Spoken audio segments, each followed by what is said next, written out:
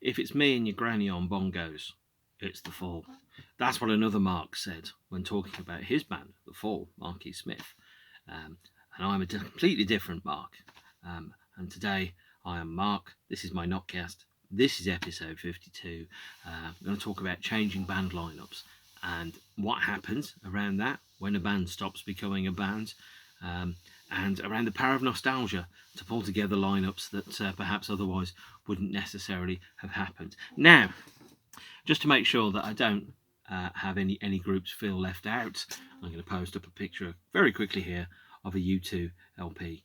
U2, like Queen, are one of the very few bands that have managed to have a stable lineup that has remained unchanged throughout their career, albeit Queen ended in 1991 when obviously Freddie Mercury died. But up until that point, Queen's recorded history, 21 years, they hadn't had any lineup changes. And U2, I think, have done something that's absolutely unique in so much as they've had the same four members all the way through from forming in, I think, 1976. This is very much the exception and not the rule. And I'm going to kind of talk about why, really, I think band lineups change and why people are so precious about band lineups. I mean, I completely understand, first and foremost, why people really want bands lineups to never change, because the time when you first encounter a band is generally the time which you think is the definitive lineup of the group. And also it's the time, normally you're discovering new bands when you're younger. And now I was young once. And when I was young, obviously, I experienced what I felt to be the classic lineups of a great many bands. So Depeche Mode, The Cure, New Order, all those bands in the late 80s and early 90s had what were regarded to be the classic configurations of the lineup. And people fear change. They fear lineups of bands changing because it for two reasons. The first one is it's a recognition of the changing circumstances in our lives. Who I was when I was 17, how I lived, the things that interested me are very, very different from what I'm into now, 31 years later. And also, that people don't necessarily want to think that time and circumstances change. Now, part of that kind of makes me think about the bit in The Simpsons, because there's a Simpsons quote for everything, where Homer Simpson is driving the kids back and he's talking about a band called Grand Funk Railroad, and the kids are like, what on earth are you talking about? And he's like, but you kids don't like Grand Funk? And I spend some time on online forums where people are talking about bands, and I'm like, who cares about those bands? Some of those bands are old, and not just old, they're dead, and they weren't particularly good to start with. And I'm well aware that I might as well be a man talking on his own to about four people going on about, Clarence Creed, Water Revival, Stillwater, or perhaps about indie minutiae, and mentioning, bands like Love and Rockets or something, who, let's be honest, were never the biggest band in the world. And I think they're mining a very narrow trench that's quite niche and not particularly long. If I start to talk about that, I don't think anyone's massively interested in the number of lineups the Wedding Present has had, which, by the way, is 25, or the number of members that the Wedding Present has had, which, by the way, I think is 25, or the number of particular, different lineup configurations that the Fields of the Nephilim have got. But I'm going to tell you about them anyway, because I can. And hopefully this isn't going to be too boring. If it is, other YouTubes are available. So I'm going to start off with probably the oldest record which I'm going to talk about here, although this was released in I think 1986, 87, something along those lines. Let's quickly check the copyright date.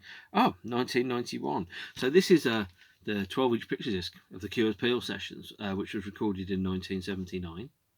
And released as a picture disc in 1991. Now, the strange and unusual thing is if you got into The Cure in 1979, you got into the spiky post-punk band with Robert Smith, Lol Tolhurst, and Michael Dempsey on bass. And by the time, if you saw The Cure in 1983, by the way, which is only 4 years later, every member apart from Robert Smith had either left or was playing a different instrument. So you were watching a completely different band, still calling itself The Cure, still playing those songs, but with completely different people in completely different positions. And again, if you saw The Cure in 1989 on the Prayer Tour, you saw again a completely different band where the only common thread that had run through all of it was Robert Smith on guitars and vocals and keyboards. And by 1989, the band had what most people regarded as the classic lineup of the group, which was Robert Smith, Simon Gallup, Boris Williams, Paul Thompson, as he was then known, and Roger O'Donnell on keyboards. Now, there was a comment that said that I should refer to Paul as Pearl because that is Pearl's current name. When we talk about Pearl in the current tense, I will address them as Pearl, and in the past tense, I will address them as Paul, in the same way that Wendy Carlos, for example, her earlier work is in my opinion, performed by Walter Carlos, who is the same person with a different name. Now, if that's something that's wrong and bad, I'm sure someone will tell me about that. But I live in the here and now, and I refer to people by the tenses by which they went through at the time. Now, The Cure, Peel Sessions EP, recorded 1979. So the picture disc on here it is a photograph, I think, from the 1984 tour for the top, which means that the drummer who's on there is not the drummer who plays on this. And the reverse of the picture disc is this picture of Robert, which again looks about 1986, 1987. So again, several years after the release of the associated kind of records. But this was The Cure is a three-piece, and if you got into The Cure in 1979, this is The Cure that you will know is a punky, spiky three-piece group, the one that recorded the debut album Three Imaginary Boys here. And having seen The Cure perform Three Imaginary Boys at the Royal Albert Hall in 2011, what was quite unusual, and I didn't really realise it at the time, is I was watching The Cure perform Three Imaginary Boys, but of those three members who were on stage performing Three Imaginary Boys, only one of them actually played on the album. So Simon and Jason, who were in the band, didn't perform on Three Imaginary Boys. So it's pretty strange to think, well, what is it that makes a band a band? And is it the people that are in the band, or is it some nebulous identity that attaches itself to something that's a bit bigger than the band? Now, by the time that The Cure got to Pornography in 1982, and this is an original battered vinyl edition of it, you may not necessarily recognise this, but Simon Gallup is on bass, Noel Tolhurst is still on drums, and Robert Smith is still on guitar and playing keyboards and singing. So you've got, a major change. And since Simon has been in the band, apart from, I think, a handful of shows for Hell 3 since 1985, as far as I'm concerned, he's The Cure's bass player. And the other bass players were people that were keeping, the role going. Now, the next release after Pornography was this single, Let's Go to Bed, at which point The Cure had slimmed down to a duo, and Robert Smith was on guitars, keyboards, vocals, Lol Tolhurst was on keyboards, and they didn't have a bass player. They got Phil Fornally to join on bass for live shows, and the drums were played by a session musician whose name I cannot remember. Apparently at the time, Lol said, I could say that I've played the drums. And then Robert quite rightly pointed out, well, look, if we have to go and mime it on a TV show and you can't play the drum parts, that's not going to work. So Lol moved to keyboards. Now, one of the reasons people leave groups is because of the technical limitations of their performers. Now, I am going to say something which is probably going to upset quite a few Cure fans, is Lol is not the best drummer in the world. When Lol was in The Cure, he was playing to the absolute limits of his abilities, and he did a very good job of defining The Cure's sound with those limitations of his technical abilities. But technically, Lol is not an amazing drummer. In the same way that this chap, Tony McCarroll, the first drummer in Oasis, is again not the best drummer in the world. And sometimes bands need to change members in order to go to places that they otherwise couldn't have gone. So you think about a lot of the classic Cure tracks that people absolutely love, In Between Days, Just Like Heaven, Push, even songs like 39, Blood Flowers. Those songs are far beyond, I think, what the technical capability that Lol was showing in his drum playing. Now, I'm going to sound a bit bitchy, but I'm not. I'm probably as good a player on drums as Lol is, and definitely better than Tony McCarroll. And I've decided not to make a career out of it because I knew I wasn't particularly good. Now, with the Oasis, when Tony was fired because he was a bad drummer, well, yeah, he really was a bad drummer. And when Alan White joined for this album here, What's the Story, Morning Glory, you know, you can hear that the band have moved into a different gear. They've gone from being, you know, a family saloon into a sports car. Alan White was the best drummer that Oasis ever had. You know, his technical ability was very, very good, an ideal fit for the group. And I couldn't have imagined Tony McCarroll playing drums on tracks like Hello or Champagne Supernova. He just wasn't good enough to do it. Sorry, Tony. But in your heart of hearts, most people know when they're not particularly great at something. And so sometimes people leave groups or they change their roles in the groups because they know that the band needs to do other things and they can't help the band in that respect. So I'm talking through what happened next for The Cure is that they generated a 4-piece lineup with Andy Anderson on drums, and Phil Fornelli on bass. Paul Thompson joined for the top period here, although I think Phil and Paul don't play on this album, but Paul does the art. And Andy's drumming is very, very different to Lol's. So Lol's drumming is quite rigid, quite straightforward, not very flashy, not a huge amount of fills. Andy is a very boxy drummer, very rocky, quite heavy, quite, you know, pounding and pulsing in terms of how he plays. Again, not particularly flashy, but the live recordings from that period, you know, show that he was very good at pushing the songs forward. Of course, band lineups change over time. By the time you got to Standing on the Beach, the singles, I think this album features 6 different lineups of the group. Featuring, you know, 2 bass players, I think 3 drummers, a couple of keyboard players, you know, that kind of thing. So now, technical reasons are one of the reasons why people leave groups, because, you know, the group needs to go in a direction and the player can't follow because they're just not good enough, or that's not what they're best at. But there's personality and life changes around that as well. So by the time we get to another lineup of The Cure, here is the Disintegration picture disc from 1990. Lol has left the group, and I think the reason Lol's left the group, according to the various written accounts, are a combination of his musical abilities and limitations, and the fact that he was battling alcoholism, and so the group decided that they couldn't continue to perform with Lol as a member. Now, effectively what that meant was the lineup which formed in the 1970s with Lol on drums had just simply ceased to exist. You know, that The Cure had gone from being a group of 3 people on relatively equal standing to a group that clearly had a predefined leader. And whenever you think about a band, most people have an idea in their minds, a kind of mental shorthand of what that group is. And if you think about The Cure, unless, like me, you know the minutiae of various lineups and various B-sides and things like that, yeah, most people think of The Cure as Robert Smith and the Blokes, which in the 90s brought around the phrase sleeper bloke, because all anyone was really looking at in terms of the sexist press at the time was Louise Weiner in Sleeper, and the other blokes were somewhat interchangeable lawnmower parts, to quote the odious Morrissey. And so, you know, who's actually in the band is somewhat irrelevant to most people. Most people don't care that The Cure has a different drummer. Most people don't care that one of the members is not there, or perhaps they've got a replacement bass player for a tour.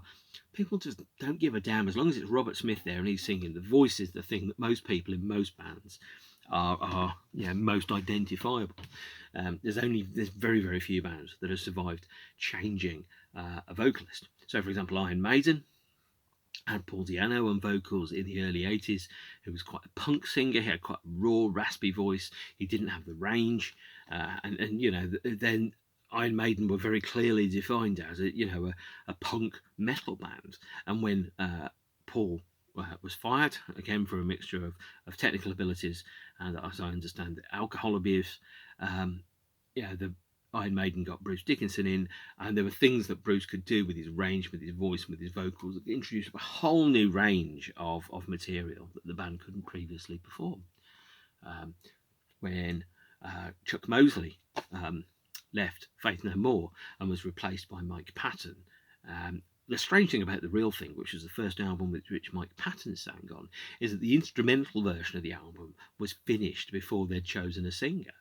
And so Mike Patton had a very limited period of time and a very limited set of areas where he could go, right, your vocals go here and there, and that's it, and so what you could really see was Mike had an amazing vocal range. There's undoubtedly a video on YouTube of some vocal coach going, "Oh my God, I can't believe he's singing," when he sings, because his range is so wide and so diverse. Very few bands survive changing a singer. Black Sabbath didn't, Van Halen didn't, AC/DC did, but the singer was dead, so that's kind of okay because the singer hadn't quit or was fired but had ceased to live. That's the kind of circumstances where I think changing vocalist is probably acceptable. And by the time that you get to other lineups of the band, people start to think, well, actually, it's not my band anymore. It's not the band that I grew up loving. In the way that when people are young, and when I was young, for example, I attached myself to a certain lineup of The Cure, going, well, that's the lineup that I fell in love with, and the lineup of the band I fell in love with was the Disintegration lineup. And when Roger left in 1990 and was replaced by Perry, who joined on guitar, and they released Wish, I still loved the band. As far as I was concerned, it still was The Cure. It looked, acted, quacked like a duck of Goth, and I was quite happy about that. And also, as far as I'm concerned, I became aware very, very quickly that change is completely natural. So bands' lineups changing is not anything to be feared unless the bands start to go rubbish. But from a certain point of view, let's say we're 17, 18, and you start listening to The Cure and you start thinking, God, I really, really love that band. And sometimes people are nostalgic for lineups of the band because they're nostalgic for periods of time that sit alongside that. Now, there are some people that will tell you that school are the best days of your life. Anybody that tells you that is full of shit, unless your adult life is terrible. And if your adult life is terrible, we should try to work hard to change it as an individual. Not everyone, of course, does that, but you should try to do that. But if your adult life is terrible and the best days of your life are school days, then you're naturally going to pine for and be keen for the music that reminds you of the better times, the music that reminds you of when you were young, the music that reminds you of when you could go to nightclubs until 2 a.m. and you could get the night bus home and you could sleep in until whenever you felt like, and you weren't woken up by children or an alarm clock or a boss, and you didn't have to go to work. And when you were 17 or 18 and you thought that somehow you were too smart to work, that you knew there was a way of life that didn't involve having to work. And there is a way of life that involves not necessarily having to work, and it's called universal basic income. And I think it's something that this government and this country should adopt, because if you want to think about all the great art that isn't happening, what we're seeing at the moment is a stratospheric rise of upper class meaningless art that's created by people that have got a lot of money. Creating art is becoming a plaything for the rich. So therefore, if you are Brian Ferry's son, or if you are Sting's son, or if you are the daughter of an oligarch or something, you can fund making bad art and you don't have to worry about it, whereas all the great artists, a great majority of them, will never exist. So you think about a lot of bands formed in the 80s and they had stage names. So I'm going to mention another band here because it's important and relevant, although I can't remember which pile I've stuck them in. Here they are. Here's the Sisters of Mercy. I love this band. I don't care if you don't. I love them and I am right. But the Sisters of Mercy singer, on stage and on record, he's called Andrew Eldritch. That's not his real name, but the reason he's called Andrew Eldritch is so that when the people that worked in the job centres were signing on Andrew Taylor, who was this gawky kid from Leeds, they didn't look at him and go, you're the guy from the Sisters of Mercy. Your band never plays on the days that you have to come into the job centre and sign on. And so what we saw was a very limited window between about 1980, 1976 or so, through to around about the mid-90s, where it was possible, if you were both prepared to make some financial sacrifices and canny in order to claim, the dole, and housing benefit, and to be able to live a very low grade life and sort of a form of a universal um, a kind of like a universal basic income, and also at the same time indulge your rock and roll dreams of trying to get a band off the ground. And now it's a lot harder to get access to that without having to prove to the job centre that you're applying for 37 jobs a week, and that you have to turn up at a certain set time or you'll be sanctioned, and then you'll be homeless, and then your life will be ruined. So when you've got those situations that are in place, what you find is that being able to indulge time in unprofitable activities which come from creating art, hoping that you'll make a success of it, just becomes really, really difficult. So being a musician, being a filmmaker, being an artist is either something that you do in your spare time when you're not at work, or something that you do because your parents are rich and you can afford to do it. And what that means is the quality of the art is going to shrink because talent does not discriminate by income. Some of the most talented people I've ever met have been dirt poor, and there is no two ways about it, and that can't be influenced. It's just they weren't born in the financial situation that allowed them to indulge their art. The next John Lennon, the next Prince, the next, I don't know, the next David Bowie is probably right now unable to make their career a success because they have to go and work at Amazon, because otherwise it's that or they starve to death. Now, getting off my soapbox, the democratisation of art has become a lot more difficult over time, and so therefore lineups and the amount of art that comes to the world is going to be smaller. It's going to be less quality. Now that's a rant, and I should probably get back to talking about band lineups, so I'm going to do that instead. So if you're in a band, the chances are is that you're going to be thinking about, as a listener, you're going to be thinking about, well, what happened when I was 20? So when I was 20, Wish by The Cure was the latest album of theirs that had come out. I'm not nostalgic for that period of time. I'm not nostalgic for the lineup that made Wish or Disintegration or Kiss Me, Kiss Me, Kiss Me. They were great lineups, but no lineup of any band, in all probability, is going to last forever. That lineup is going to change. The band is going to change. Circumstances change. And when people say, well, I want the classic lineup, what they're saying is, not only do I want the classic lineup, they're saying I want the memories that I had. I want the feelings that I had when I was that age. I want to feel the ability to be free from responsibility, the ability to be able to do the things like going out late, getting up late, not being woken up by children, not having to go to work, not having to pay tax, all those type of things. And by the way, mum and dad, when you told me I changed my mind when I started paying tax, you were wrong. Okay, paying tax is a patriotic duty. However, the government don't spend the tax that they collect especially wisely. That's a completely different conversation. But I completely understand why people want the classic lineup, because it reminds them of the time before they had responsibility, before the time when the future was a promise and not a threat. And growing older means circumstances change, and the circumstances that you have when you join a band can often change completely. Now, if I'd been rung up in, let's say 1996, 1994, and someone said to me, do you want to play drums in the wedding present? I'd be like, yeah, that sounds brilliant, I'll do that. Now, if somebody rang me up now and said, do you want to play drums for the wedding present? I'd be like, dude, I've got like a mortgage, I've got kids, I've got cats, I've got, there are health issues at home, which mean that I can't be on the road 100 days a year. I can't do it, and the wedding present are one of my favourite bands. But if they rang me up and asked me to play drums for them, I'd do it for a night. But I couldn't do it for any more than that. Also, they'd probably want a drummer that was better than Lol Tolhurst or Tony McCarroll. Anyway. And of course, when The Cure made Bloodflowers in the year 2000, the lineup had changed further. So Jason Keeper was on drums, and Perry was on guitar. Roger had come back and was on keyboards. And people think, well, Jason's not as good as Boris. Now, there's a completely separate conversation around that. But trust me, if Jason wasn't very good on drums, he wouldn't be on drums in The Cure. Playing drums for The Cure is a hard job, and you have to be really, really good at it. And so that's how it is, really, isn't it? Talking of other bands that have lineup changes, you might remember this, possibly the worst album cover of all time, Depeche Mode, Speak and Spell.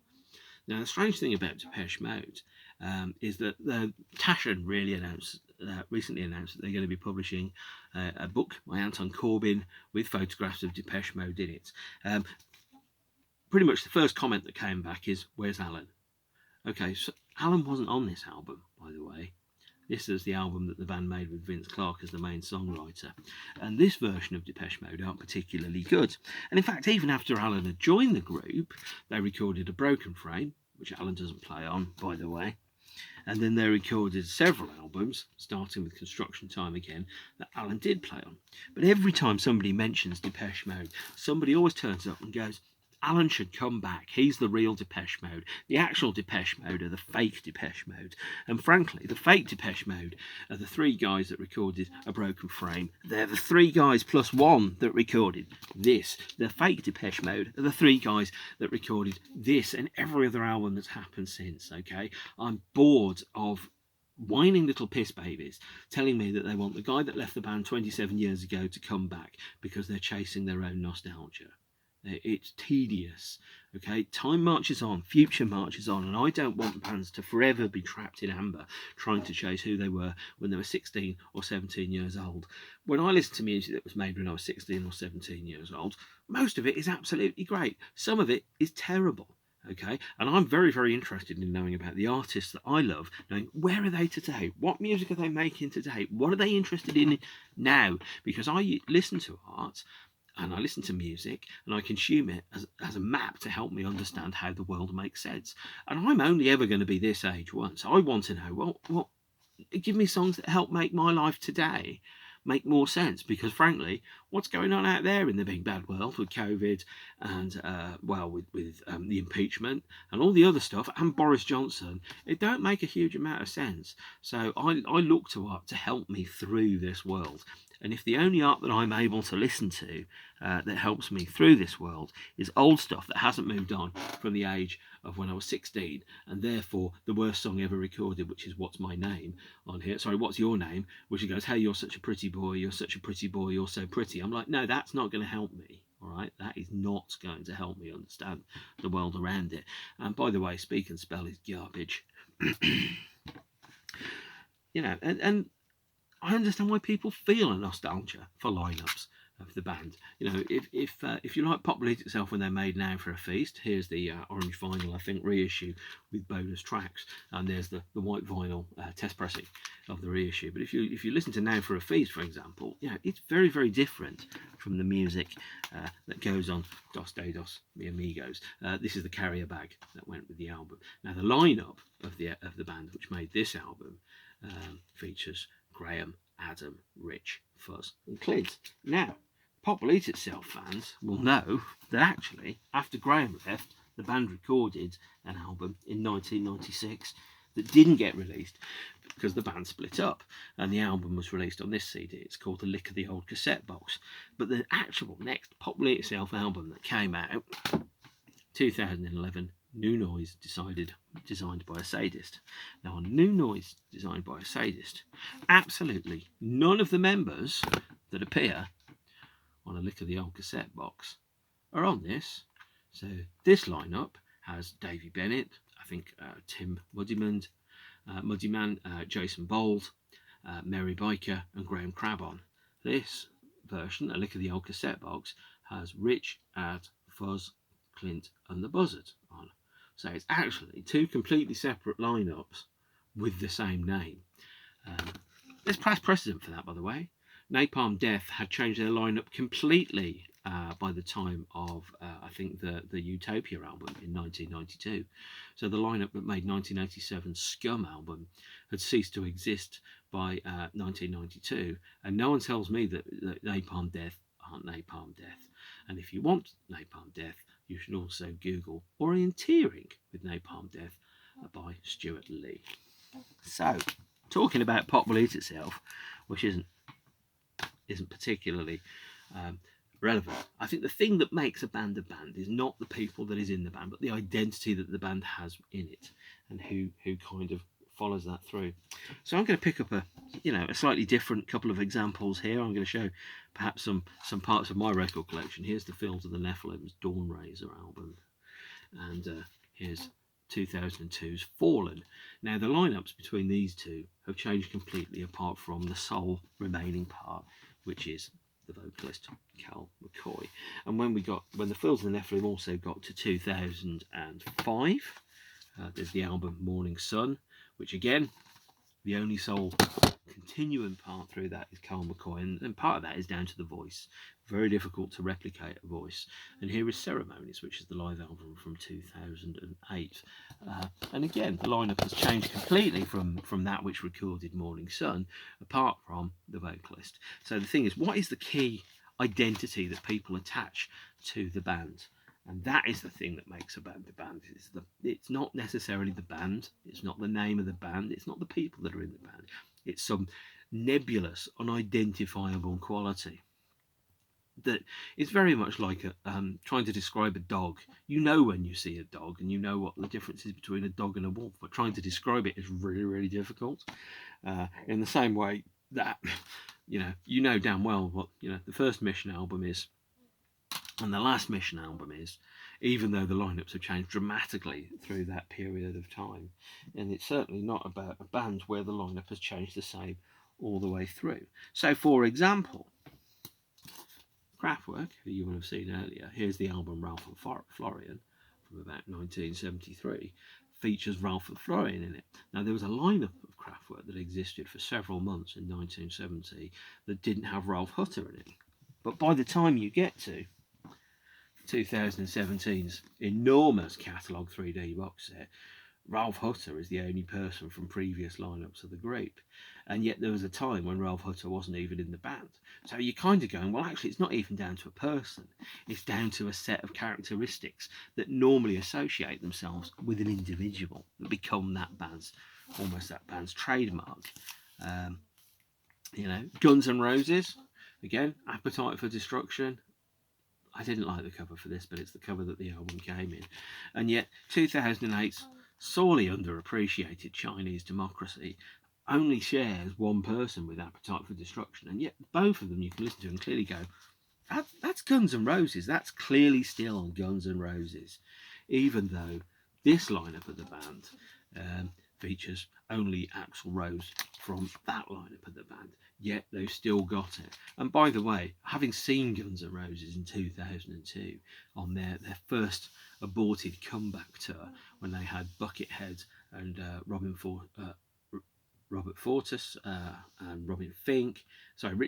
and Robin Fink on guitar, Tommy Stinson on bass, Brain on drums, and Dizzy Reed and Chris Pittman on keyboard. That was a band. That was definitely a band. It was an incredible band.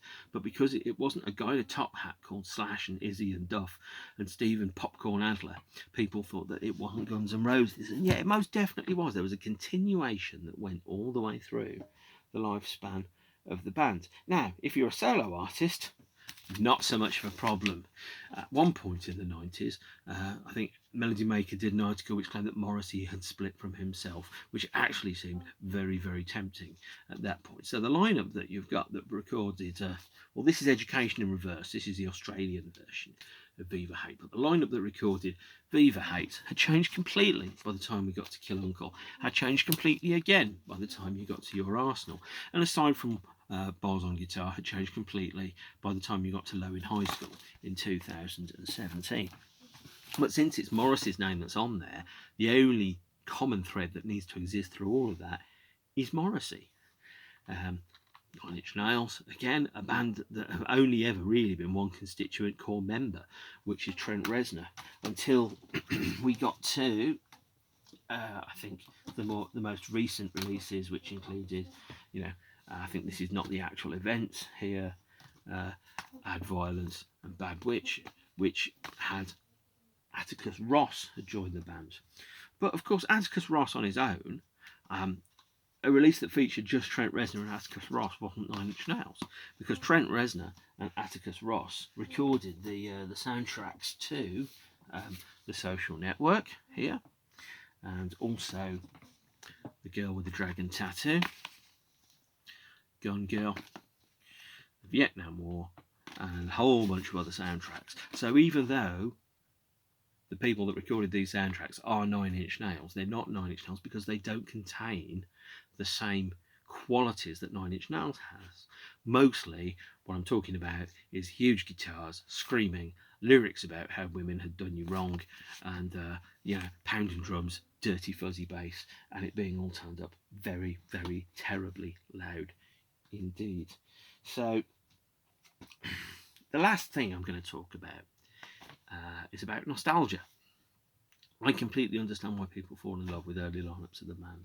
You know, if the first lineup of The Mission that you fell in love with was Simon Hinkler, Craig Adams, Mick Brown, and Wayne Hussey, that's going to be the one that you're going to stick with. That's going to be the one that you say is the classic lineup of The Mission, even though The Mission changed many, many times.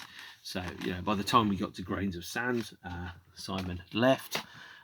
We had a number of bootlegs here, but we had live performances which featured Wolfie and Etch, and then we had the Metal Gurus, which was The Mission with Simon Hinkler, who'd come back under a different name, and then we had Mask, which was the three-piece version of the band, and then Craig left, and then we had a greatest hits, so it was Mick and Wayne, and then we had a number of other members joined, so Mark Gemini Thwaite, Andy Carter, I think, or Andy Cousins actually, and Rick Carter, and again, then the band reformed again, but Mick had left, and effectively, by the time there was no guarantee apart from Wayne Hussey that any one person would be in The Mission ever, and it became quite difficult to keep track. I saw The Mission and I didn't even remember who was in the band, and that happened a few times. So by the time I got to year 2000, we had, I think, I can't even remember his name, the drummer that used to be in the Cult had joined, and then he left, and then a guy called Rob Halliday had joined instead of Mark Gemini Thwaite. Then Steve Spring had joined on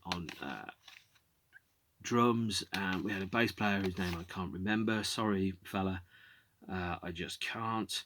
I think Vernon, I think was his surname, and then and it just got to the point where it just became really, really difficult to keep track of who the hell was in the band anymore, and did it even matter anyway? Because if the band looked, sounded, played, and wrote like all the qualities that you associate with that band's identity, that was the band.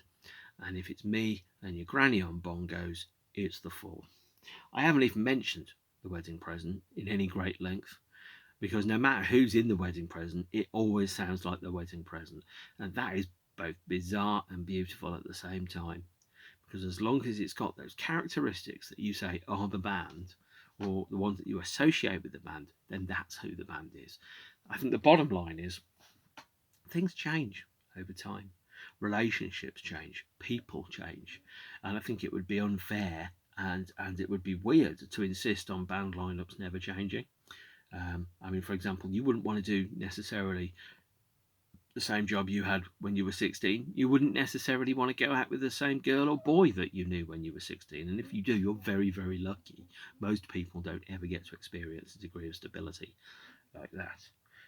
The world changes, life changes around us, and band lineups change. And as was the case with Tommy Stinson from Guns N' Roses, the circumstances in his life when he joined the band in 1998 had changed dramatically by the time he left the group in 2014, to the point where he couldn't commit to being in the band anymore, because outside of the band, things like children, relationships, health, money, all those things had changed to the point where he couldn't continue to be a full-time member of the group, and life sometimes gets in the way, and we have to be really, really careful about whether we respect other people's autonomy and other people's ideas. I'm not going to be the kind of wanker that says Alan Wilder should join Depeche Mode again. If he wants to, great. If he doesn't and he's happy, great too. That's what matters. I'm not the kind of person that says, well, the lineup with Boris on drums was the best lineup. Very good lineup, but the band now, as good in a completely different way. And what we have to do is remember that a brittle thing will break before it bends, and a strong thing will bend in the wind as the world batters it. And we have to just adapt with that and go with that. Now, if you're in a band and you're the singer and you sack everyone else and say, I am the Nephilim, and you carry on with a whole bunch of hired blokes around you and you think that it doesn't matter, okay, maybe that's taking the piss a little. But generally speaking, with every band is that you'll see a change and an evolution over time. People leave, people join, people change. And we have to know that right now, the most important thing is not to get old lineups of bands back together, unless it's really right, but to enjoy and experience and to appreciate the fact that whatever the band are doing now is what the band feel they need to do. So instead of going around and being all nostalgic and crying for lineups of bands that are never going to exist again, or to say that somehow the version of Depeche Mode that's the same lineup as the 1982 one is a fake Depeche Mode, is instead of coming out with bullshit like that, is just to go, you know what, let's just be glad that the band still exist, that they still record, they still perform as much as bands can perform, they still are around. Because when we get old, or older, depending on your point of view, none of it is going to matter. The only thing that's going to matter is what happened at the time. The only thing that's going to matter are the records. And I'm all for new bands, or more correctly, for new lineups of bands. If the only way I can get to experience a band like The Cure or the Sisters of Mercy or whoever these days is for the lineup to change and for the band to continue recording and performing and releasing records, although maybe The Cure and the Sisters of Mercy aren't the right examples to use for that, is to be able to still have new music by people who, even though they are old, still have important and valid things to say. Being in a rock band is not like being an athlete or a footballer where your career basically lasts about 7 years and it's over. You know, if you're in a great rock band, if you're a great artist, you can make the rest of your life a work of art, as David Bowie very clearly showed. And what's important is knowing and staying in touch with that artist and what they're doing to understand, well, where are they now? I don't think there's anybody that could say that David Bowie's legacy would have been better if he hadn't recorded The Next Day and hadn't recorded Black Star. You know, no one else has quite done anything quite like that, because no one else has made their death into a work of art the way that Bowie did.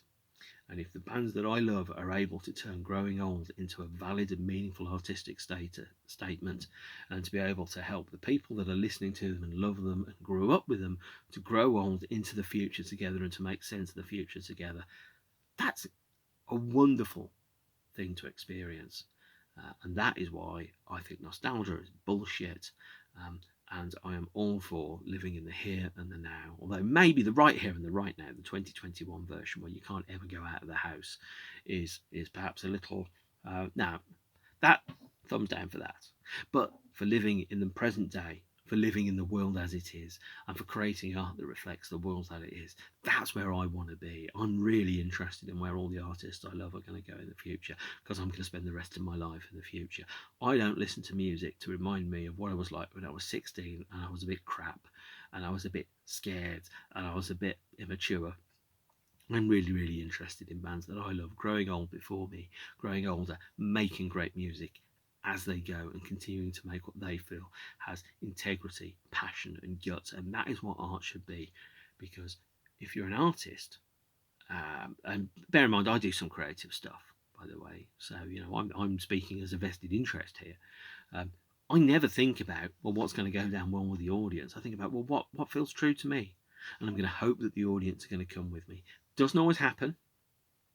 I know sometimes some of the things that I create, and it's generally words, really, really annoy certain people, but they are true to me, and that is what you want.